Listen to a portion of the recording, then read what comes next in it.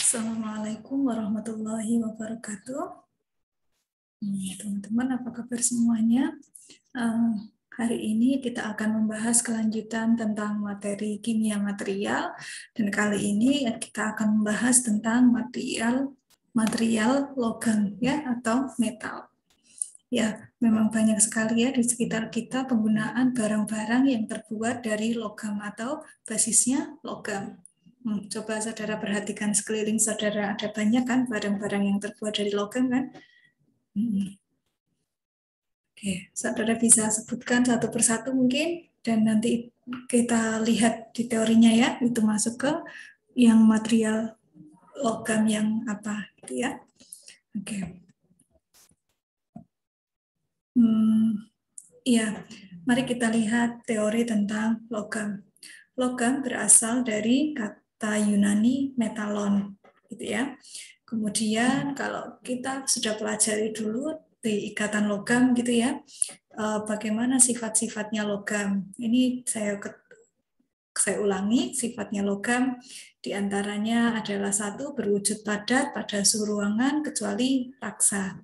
Ini di pojokan sini, gambar yang paling bawah itu adalah gambar logam raksa. Karena wujudnya cair sering kita sebut sebagai air raksa ya. Padahal kalau rumus kimianya Hg itu artinya adalah raksa. Kemudian logam biasanya mengkilap, kemudian dapat ditempa. Ketika dipukul terus-menerus tidak menyebabkan ikatannya putus atau patah atau rusak ikatan logamnya, tetapi hanya mengalami deformasi plastis saja. Kemudian dia biasanya merupakan penghantar listrik atau panas yang baik, dan teksturnya keras dan ulet. Ya, beberapa logam tidak keras ya, tapi ulet seperti itu.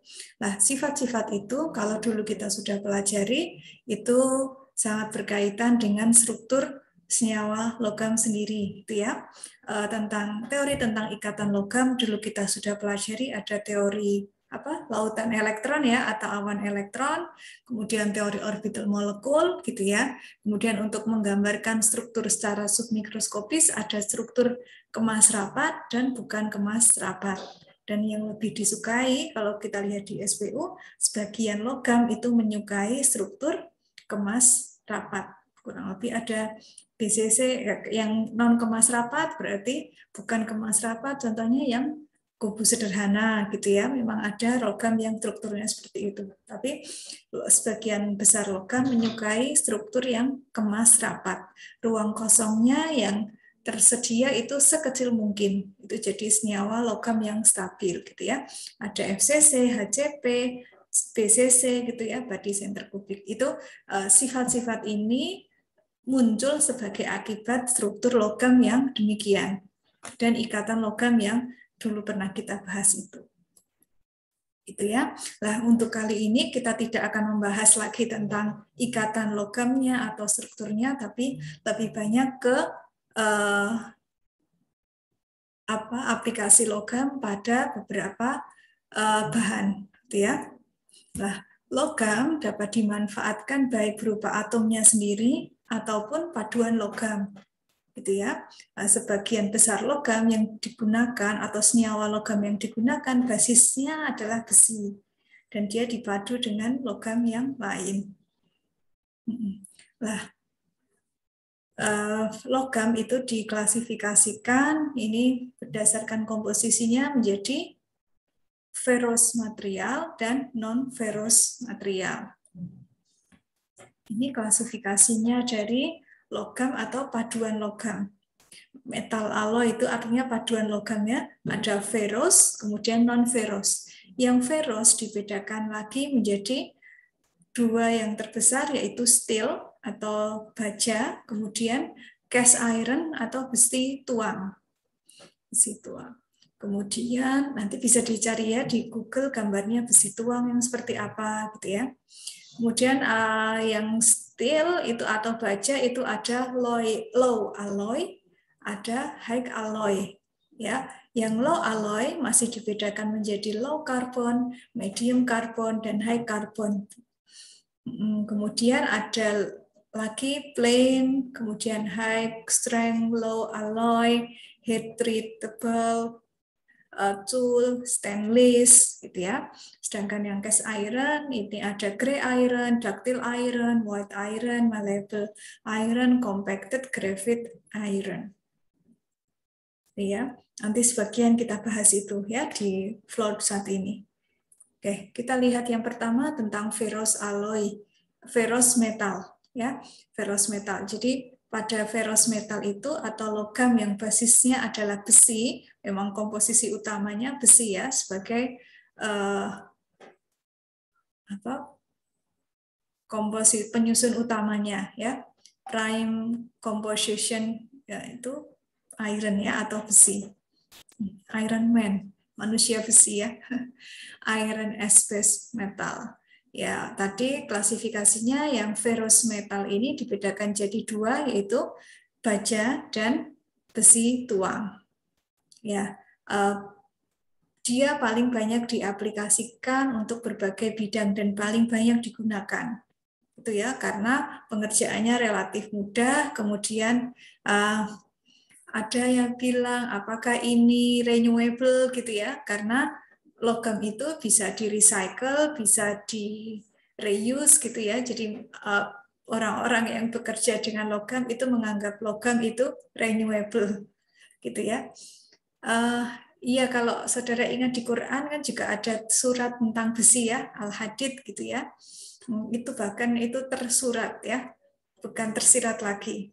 Ya cuman isi di dalamnya mungkin ya kalau membaca itu perlu baca tafsir banyak-banyak ya, selain Quran dan artinya perlu dibaca tafsir karena kita semua bukan mufasir kan ya, bukan ulama yang di bidang tafsir, jadi ya ikut ulama yang memang sudah banyak berkecimpung di bidang tafsir Quran. Ya, ferrous material tadi banyak sekali digunakan dibandingkan yang non-ferrous metal, seperti di bidang otomotif gitu ya. Bentar. Masih ada.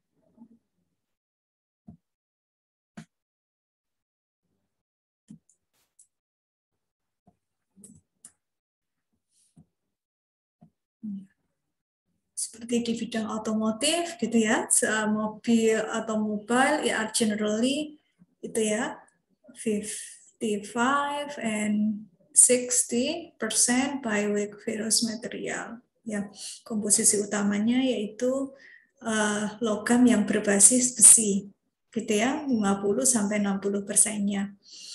Ya, atau di bidang konstruksi ya, bridge, apalagi beams, axle, crank, shaft itu ya, gears itu di bidang konstruksi atau mesin gitu banyak sekali menggunakan material-material logam. Kelemahan yang paling besar dari penggunaan logam yaitu dia rawan untuk korosi ya, rawan untuk korosi, sehingga memang banyak sekali usaha untuk mencegah korosi ini dengan dipadu dengan logam lain atau seperti apa, atau dibuat komposit logam apa gitu ya, memang untuk mengatasi kelemahannya ini. Tetapi dibandingkan material yang lain, memang yang logam ini, material yang lain itu apa kemarin polimer, kemudian keramik ya, logam itu yang paling kuat ya, paling kuat.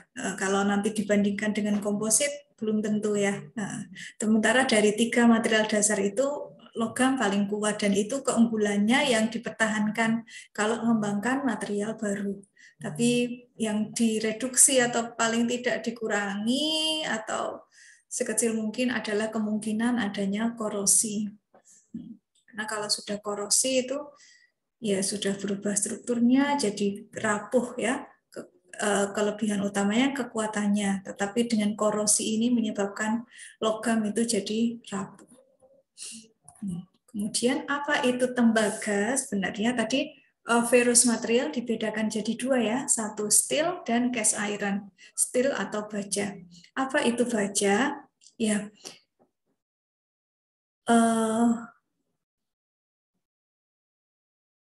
tadi basisnya adalah besi ya, atau ferro atau iron ya. Nah, kalau besi logam besi itu dibuat dengan menghilangkan oksigen dan pengotor lain dari biji besi. Nah, tetapi ketika kalau ya sumbernya Fe itu biasanya Fe2O3, FeS spirit awalnya ya. Kemudian S-nya kalau kemarin saudara belajar metalurgi gitu ya, ada pengolahan logam kan mulai dari ekstraksi, kemudian pemekatan dulu ya, kemudian ekstraksi, kemudian pemurnian ya. Saat pemekatan itu kan ada flotasi ya. Flotasi itu misalkan mineral besi itu ada dalam wujud FeS spirit istilahnya ya. Sulfidanya dibuang, caranya dengan dikalsinasi, crossing gitu ya, sehingga dia jadi Fe2O3. Setelah jadi Fe2O3, oksigennya dihilangkan, di removing dengan ekstraksi tadi kan dapat itu. Ekstraksinya kalau besi apa ya? Pirometalurgi misalkan gitu. Kemudian setelah diekstrak dapat besinya saja, kemudian pengotornya dihilangkan, gitu kan ya kalau dulu.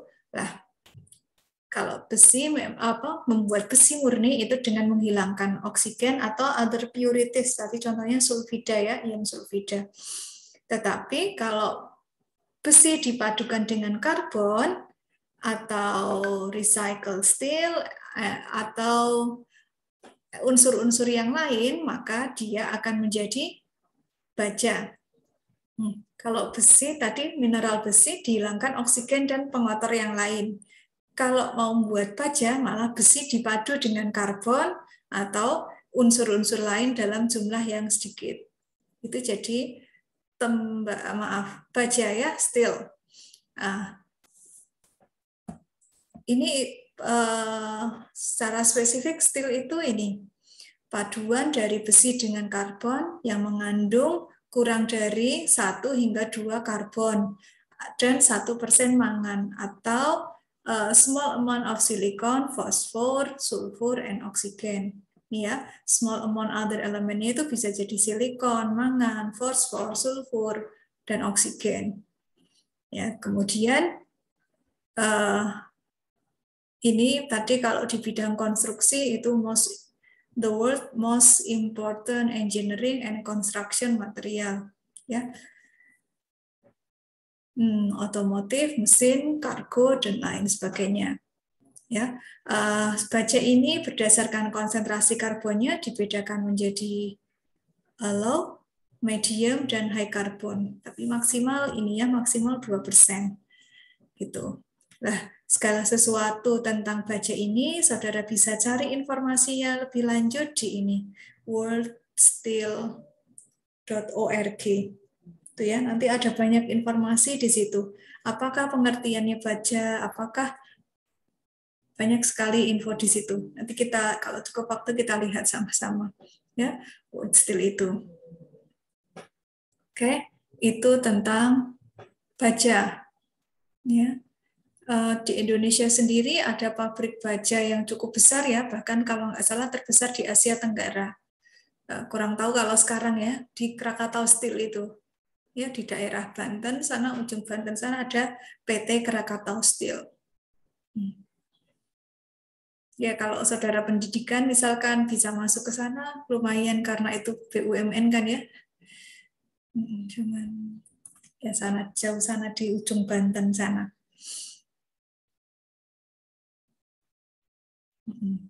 Ini masih bahas tentang steel juga. Tadi kan steel itu paduan besi dengan karbon ya. Dia diproduksi banyak sekali untuk berbagai aplikasi, diubah bentuk, ukurannya gitu ya. Contohnya ini. Jadi meskipun dia kuat, tapi mudah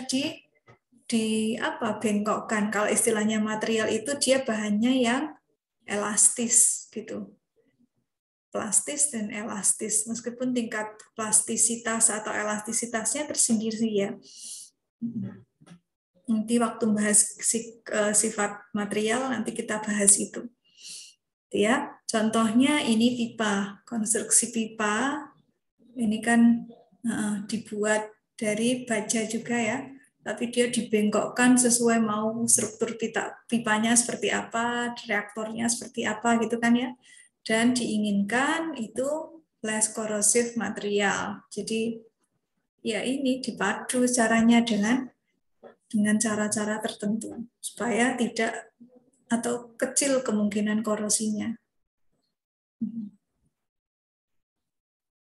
Nah, tadi selain karbon, jadi komposisi utamanya adalah besi, yang terbesar kedua adalah karbon, kemudian small amount of elements ya. Nah, apa saja unsur-unsur yang biasanya ditambahkan untuk membuat baja dengan tujuan tertentu ya. Ini in order to affect their properties like hardness or wear or tear ya. Tadi elastisitas juga ya, elastis gitu juga salah satu tujuannya. The higher percentage, the greater the effect. Kalau semakin besar persentasenya dari various elemen ini, maka efeknya semakin besar juga. Contohnya, meskipun tidak akan melebihi komposisi karbon dan komposisinya besi ya, tapi semakin besar persennya yaitu. Tapi tergantung mau dibuat untuk keperluan apa. Contohnya kalau mau mendeoksidasi baja, kalau oksidanya besar mungkin nanti gampang untuk berkarat gitu ya. Makanya kadar oksigennya dihilangkan dengan cara ditambah sedikit kalsium untuk deoxidize steel ini. Kemudian juga dapat meningkatkan ketangguhan dari baja itu. Tangguh itu gimana ya? Kuat, kekar gitu ya, tangguh, awet digunakan itu tangguh. Atau contoh yang lainnya selain atau tambahi lagi karbon untuk mengurangi ketangguhannya, tetapi apa ini weldability apa ya? Misalkan ini mau dibuat untuk reaktor di industri tertentu yang butuh panas yang cukup besar, sehingga transfer panas itu jadi perhitungan yang penting di situ. Maka butuh tambahan sedikit karbon. Atau silikon yang ditambahkan untuk meningkatkan kekuatan dan ketahanan terhadap korosi. Juga untuk meningkatkan konduktivitas listrik. Ya, seperti yang digunakan untuk membuat mikroprosesor atau bahan semikonduktor.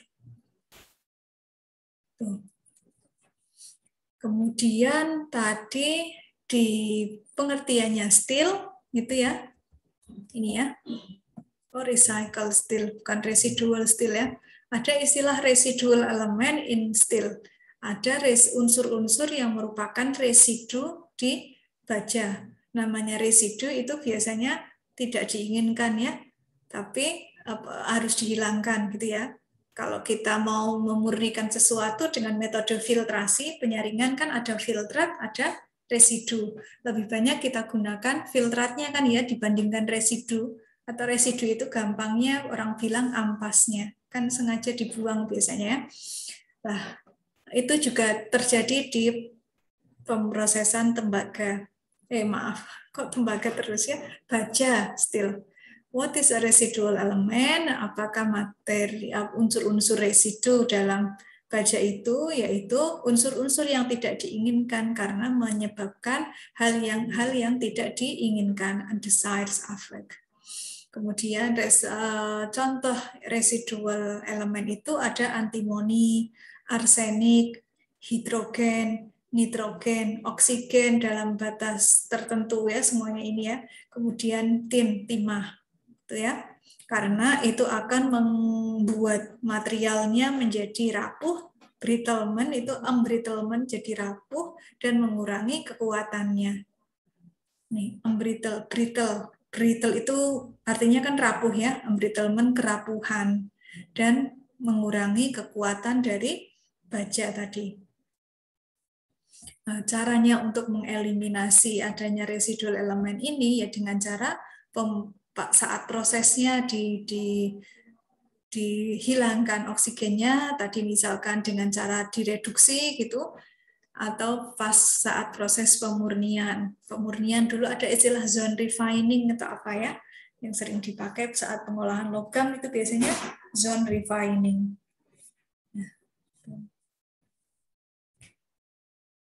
Ini residual, kemudian designation, fossil.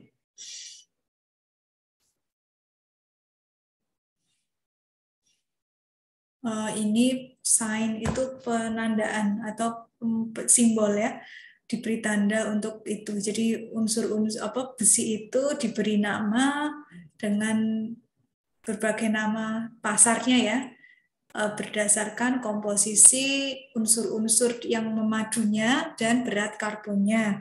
Nah, yang memberi nama itu untuk desain namanya ini itu ada komunitas namanya American Iron and Steel Institute. Nah, standarnya itu. Kalau kita apa IUPAC gitu ya mungkin ya orang kimia, atau the Society of Automotive Engineering itu yang membuat mendesain for steel designation for steel. Tadi berdasarkan konsentrasi karbonnya, maka baja kan dibedakan menjadi 3 jenis, ya, yaitu low carbon, itu ketika karbonnya kurang dari 0,3%, medium carbon itu ketika konsentrasinya 0,3 hingga 0,6%, dan high carbon itu lebih dari 0,6. Karena tadi maksimal itu 1 hingga 2 ya. Kalau di webnya tadi Steel World itu hingga 2% ya, tapi kalau di buku yang dulu saya share kepada saudara itu maksimal karbonnya 1%. Ya. Contoh dari low carbon is nuts and bolts. Apa? Skrup dan bautnya itu, apa pasangannya itu, ya. Mur dan baut ya istilahnya ya kalau di Indonesia ya, nuts and bolts because they are not required high strength. Itu ya, yang low carbon contohnya itu. Medium carbon is commonly used in machinery because it's resistant to high temperature. Di mesin-mesin kendaraan apa ya? Itu ya wadahnya ya mesin itu ya di kendaraan bermotor atau itu karena saat bekerja dia harus tahan digunakan pada suhu yang tinggi. Berikutnya high carbon. Tadi meskipun high tapi itu ya maksimal 1 hingga 2% ya. Are unique in that they reduce durability and require hair treatment. Contohnya yang high carbon itu di pegas atau kabel baja, alat pemotong, itu ya kabel-kabel untuk for the reason that one wants reduction in ductility. Dengan tujuan atau alasan seseorang ingin mengurangi duktilitas. Duktil itu lawannya brittle. Kalau brittle itu rapuh ya, duktil itu ya lawannya rapuh apa? Kuat tapi masih lentur gitu. Kalau logam itu kuat tapi bukan apa ya? Bukan berarti sukar dibentuk gitu ya, duktil itu gitu. Untuk mengurangi ductility ya ke apa ya kekuatannya ya bisa jadi gitu. Tapi enggak tepat sih kalau rapuh lawannya kuat gitu enggak ya, karena kalau misalkan keramik itu dia materialnya kuat tapi rapuh gitu, artinya dia bukan yang berkebalikan, maksudnya lawannya brittle itu kalau diartikan itu duktil, lawannya brittle itu duktil, tapi kalau rapuh lawannya kuat gitu kurang tepat ya. Nanti bisa dicari artinya duktil itu yang lebih tepat itu apa ya. Kemudian alloy steel are steel containing substantial amounts of desired element ya. Typical made in more precision, the carbon steel. Tadi unsur-unsurnya yang dibuat itu apa ya? Contohnya tadi kalsium, silikon, dan lain sebagainya ya. Apa tadi? Mangan gitu ya. Dengan tujuan untuk ini meningkatkan kekuatan, kekerasan, hardness, crab itu apa? Fatigue resistant. Crab itu nyelip istilahnya, selip. Kemudian ada fatigue resistant, ketahanan terhadap kelelahan. Fatigue itu tandanya material sudah fatigue atau sudah lelah itu kita beri beban di bawah beban maksimumnya dia sudah rusak. Itu tandanya kalau sudah lelah gitu. Dan toughness are essential atau ketangguhan. Itu tujuannya ditambahi sedikit logam lain sebagai paduannya. Ini klasifikasinya tadi yang low steel itu ada plain, ada high strength low alloy steel atau sering disingkat HSLA. Ini sengaja dibuat untuk meningkatkan kekuatan two-way ratio, untuk meningkatkan perbandingan berat dan kekuatan gitu ya dari baja. Maksudnya itu tadi ya, stronger product but less weight. Ya, produknya itu kuat tapi beratnya ringan. Contohnya earthquake proof building, bangunan-bangunan yang atapnya itu bangunan tahan gempa gitu ya. Kemudian mejas strong but weightless. Ya, karena kalau bahannya berat gitu kena goyang getaran sedikit nanti mudah akan drastis penurunan kekuatannya. Kemudian selain untuk konstruksi juga untuk bidang transportasi dia banyak digunakan ya.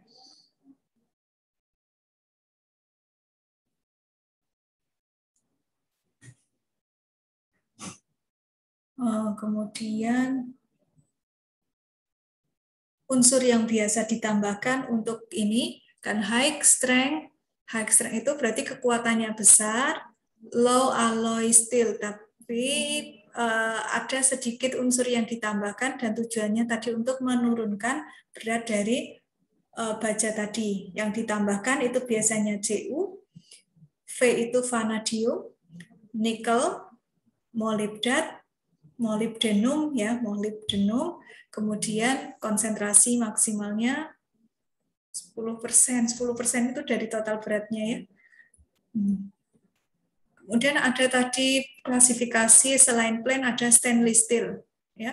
Simplest idea of stainless steel, spoon. Ya, contoh yang sederhana dari bahan stainless steel adalah sendok.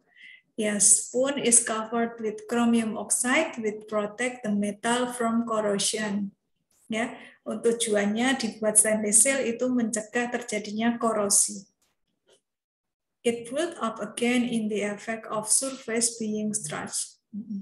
Kemudian komposisi karbonnya cukup tinggi. Yang ini kan tadi stainless steel itu masuknya high carbon. Jadi karbonnya lebih dari 0,6%.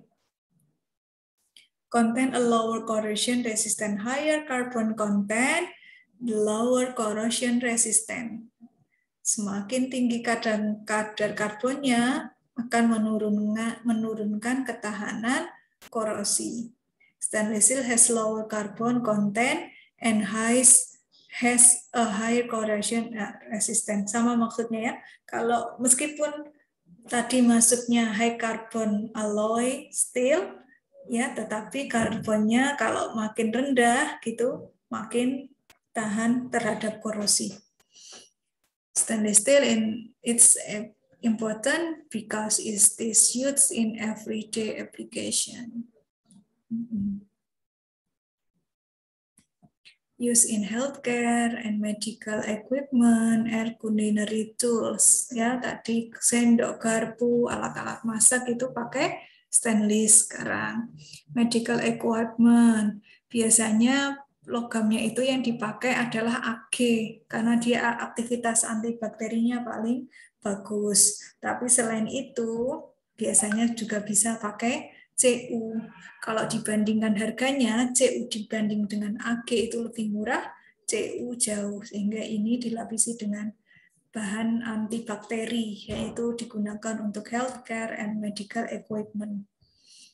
Tapi paling besar aktivitas antibakterinya ya sebenarnya AG, ya, perak.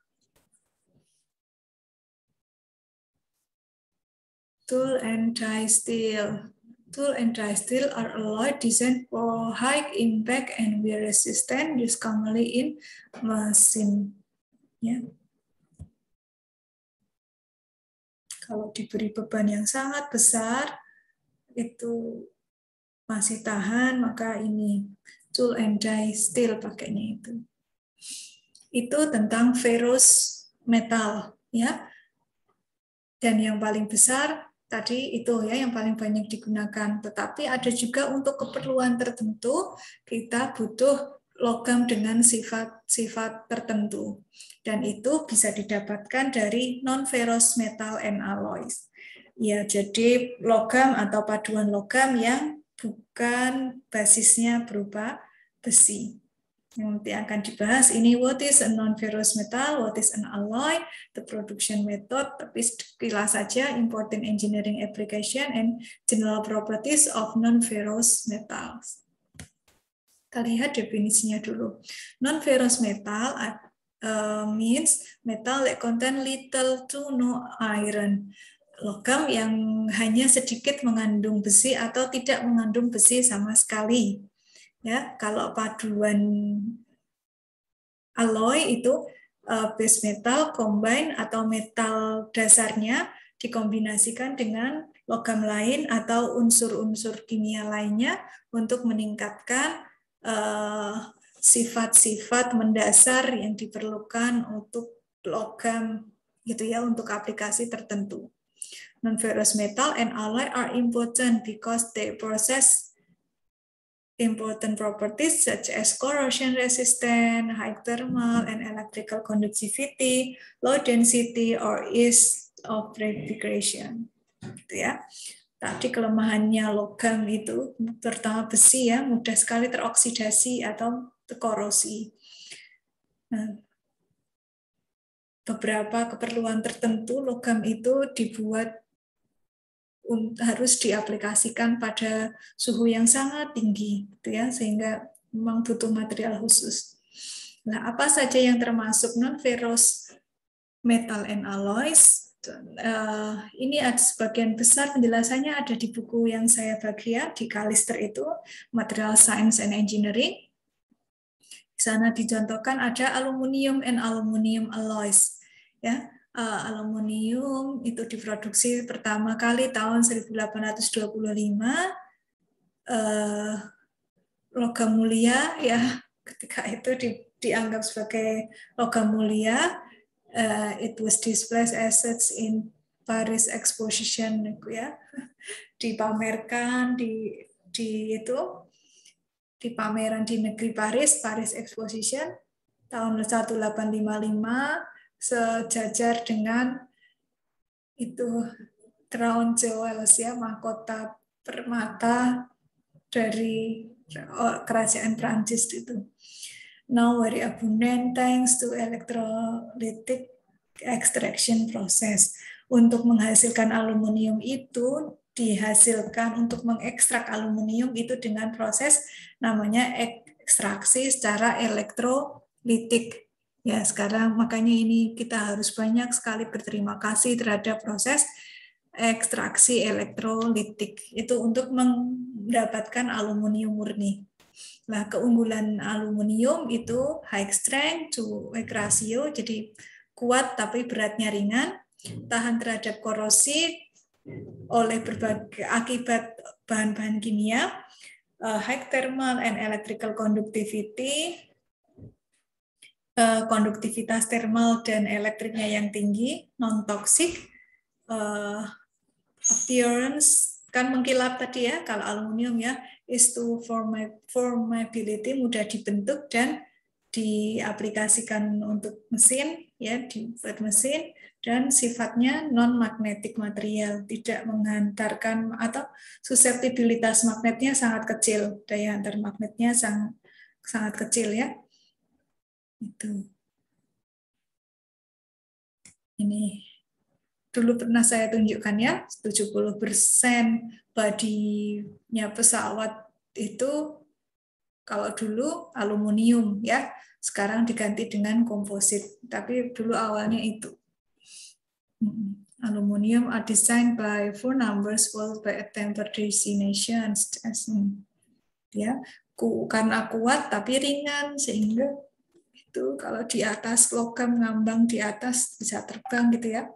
Itu salah satu kenapa Pak Habibie itu tertarik, ya, karena paling susah di bidang mesin atau konstruksi itu yang buat pesawat. Ya, karena paling susah, Pak Habibie memilih bidang itu.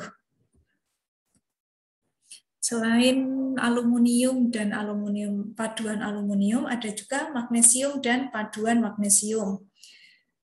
Ya, itu pertama diproduksi tahun 1808. Logam engineering itu rekayasa logam yang paling ringan, ya, like this engineering metal available, ya, rekayasa logam saat ini yang tersedia dan yang paling ringan, yang paling ringan saat ini, ya, with good vibration damping characteristic. Ya, magnesium itu alloy-nya, ya, dipadu dengan berbagai jenis non-ferrous, tujuannya tadi untuk meningkatkan kekuatannya, karena ini bentuk magnesium itu bisa membuat bahan itu jadi semakin kuat. Ini cara untuk mendapatkan magnesium, ya, dari air laut, ya, dari mineral air laut, kemudian diproses dengan elektrolisis atau dengan reduksi termal. Kemudian ada copper and copper alloys, ya, tembaga dan paduan tembaga. Kalau ini malah diproduksi tahun 4000 sebelum Masehi, ya, with some of the same properties as aluminium and its alloy. Base conductor for electrical, ya, kabel-kabel itu sebagian besar berupa kabel tembaga, ya, with good corrosion resistant. Ini diproduksi dengan suatu proses namanya pirometalurgi. Ingat, ya, pemurnian logam dengan menggunakan suhu yang sangat tinggi. Sebagian besar paduan tembaga itu ini contohnya brass, apa, ya, kuningan, ya. Kuningan itu paduan Cu dengan Zn. Perunggu itu Cu dengan Sn dan dicampur dengan sedikit Al, Si atau Ni. Beryllium copper dan fosfor bronze. Kemudian ada nikel dan paduan nikel. Ini sifatnya hampir sama dengan magnesium, gitu, ya. Tujuannya untuk meningkatkan kekuatan, ketangguhan, dan ketahanan terhadap korosi. Tapi kalau tadi apa? Aluminium, ya. Magnesium, ya, tadi kalau aluminium itu non magnetik, kalau ini highly magnetic. Nikel itu nomor atomnya berapa? 28, ya. Kita lihat konfigurasinya. Ni2+ itu berarti semakin banyak yang tidak berpasangan, ya. Jadi highly magnetic. Nickel produce preliminary sedimentary and thermal process followed by electrolysis, ya, di undersea mining, penambangan di dasar laut itu not economically, jadi ini di sedimen itu apa, di batuan-batuan sedimen dan melalui proses termal. Paduan nikel contohnya nichrome, nickel chromium iron, invar and covar, nickel iron, hastelloy, nikel kromium, monel, perang Jepara banyak buat monel, ya, itu paduan nikel dengan tembaga, inconel, nikel dengan kromium. Nah, ada lagi yang non-ferrous material. Ini sudah masuk ke istilah lain punya. Superalloy, also known as heat-resistant alloy or high-temperature alloy. Ya, dari nama lainnya ini merupakan paduan logam yang resisten atau tahan terhadap panas atau suhu yang sangat tinggi dan sekaligus mencegah terhadap korosi, kelelahan akibat faktor mekanik dan termal, mekanik and thermal shock, ya kaget thermal atau shock, kemudian crab itu apa? Resilient and crab itu istilahnya ya. Kemudian erosion at elevated temperature. Ya, ini digunakan superalloy-nya maksimum itu di suhu 1000 derajat Celcius atau 1200 derajat Celcius. Kalau paduan logam biasa nggak tahan pada suhu itu. Ya, iron base superalloy, cobalt base superalloy, nickel base superalloy, all commons itu yang paling umum ya. Kemudian ada titanium and titanium alloy ya. Not produced commercially, ini highly expensive, titanium mahal sekali memang, but post very high strength and weight to weight ratio, corrosion resistant at room and elevated temperature.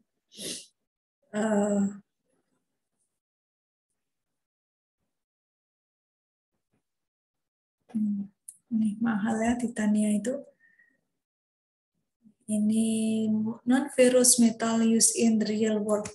Ya, FastFact certified ini support ini mesin pesawat maksudnya ini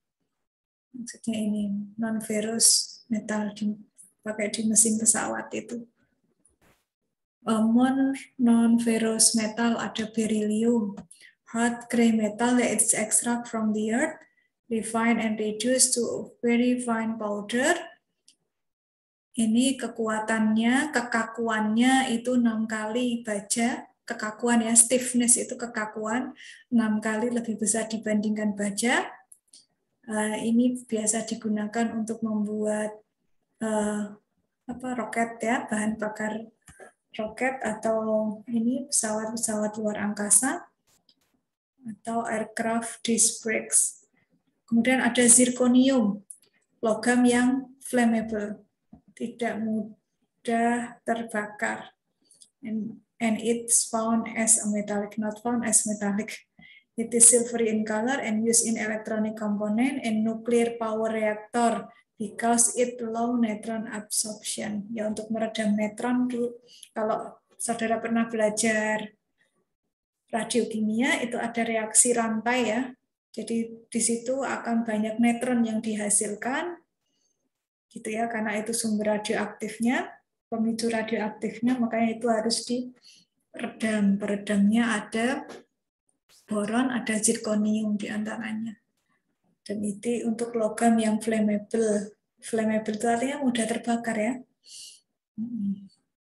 Low melting alloys, paduan logam yang low melting, titik lelehnya rendah.